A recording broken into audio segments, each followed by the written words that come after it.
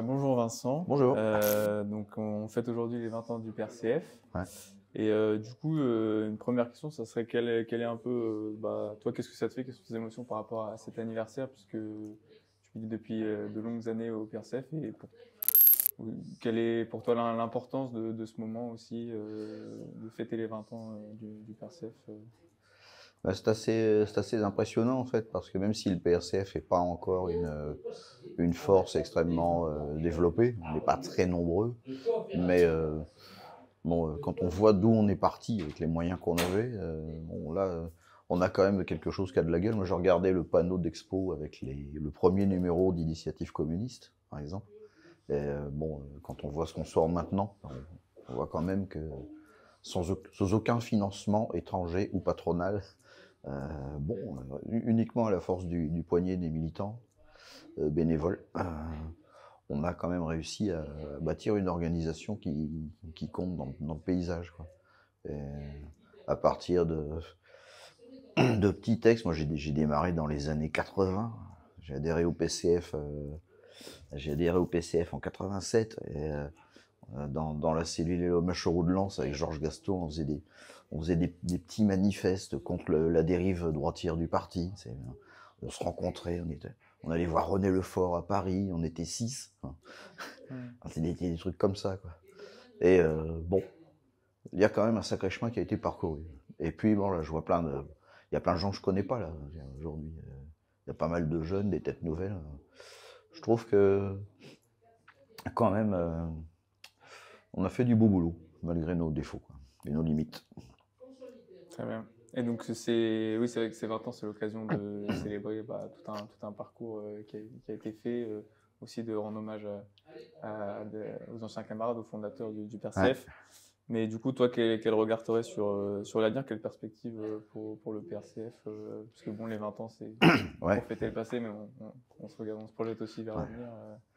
Les perspectives, il faut pas se mentir, elles sont à la fois sombres et enthousiasmantes. C'est-à-dire que là, on a une période extrêmement, on a une zone de tempête. On arrive dans une zone de tempête, quoi. C'est quand même clair. D'un autre côté, les révolutions se font jamais par temps calme. Mais bon, le chef d'état-major des armées a quand même déclaré clairement qu'on allait à la guerre avec la Russie en 2027. Bon, on sait que le débat démocratique n'est pas favorisé par les puissances en guerre.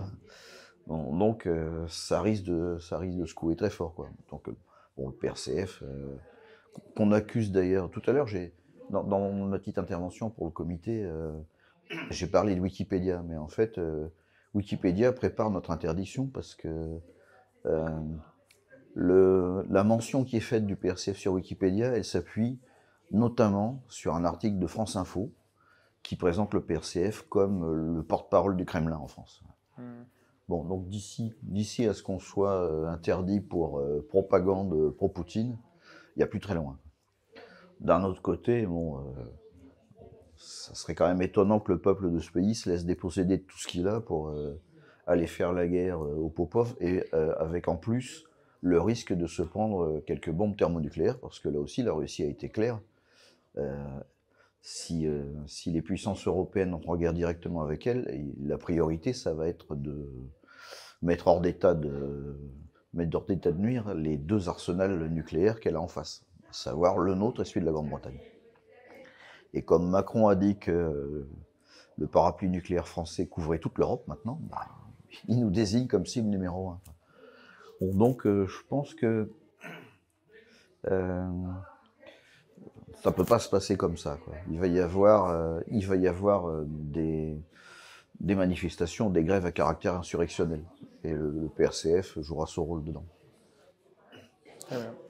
Et est-ce que tu as un dernier mot, un hommage que tu souhaiterais rendre à des camarades dans ce... Il y en a plusieurs. Je regardais aussi le panneau avec les anciens. Désiré Marle aussi, que j'ai connu en adhérent, qui militait avec nous, qui était président du comité Honecker, actuellement CISC, qui était vraiment un mec en or, quoi. Un prêtre ouvrier, on n'en fait plus. Donc ouais, c'est à lui que je pense d'abord. Et puis sinon, Je pense à notre camarade Léon, qui est lui toujours vivant, qui est pas là aujourd'hui. J'espère qu'on le verra. Je sais pas, tiens, si.